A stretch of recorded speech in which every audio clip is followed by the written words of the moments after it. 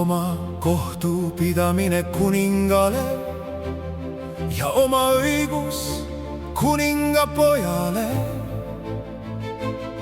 Ajagu tema su rahva asja õiguses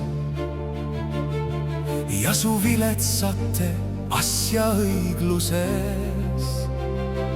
Toogu mäed rahu rahvale ja ta mäekünkad õiguse varal.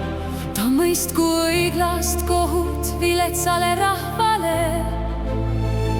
Ta päästku vaesed ja purustagu survajad. Kestku ta elu nii kaua kui päike ja seni kui kuu on põlvest põlve. Ta tuleb maha otse kui vihm hädala peale.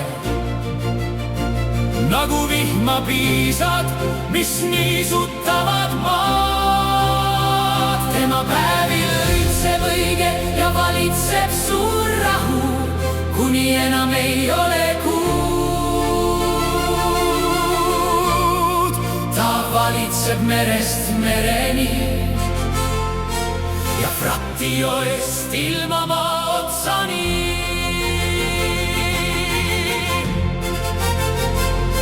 Tema ees põlvitab kõrbe rahvas ja tema vaenlased lakkuvad põrmu. Tarsise ja saarte kuningad toovad ande. Seba ja Seba kuningad maksavad maksu ja teda kummardavad kõik kuningad. Kõik pagana rahvad orjaku teda, sest tema kisub hädast välja vaese, kes kisendab. Ja viletsa ja selle, kel pole abimeest. Ta säästab nõrka ja vaest ja päästab vaeste hinge.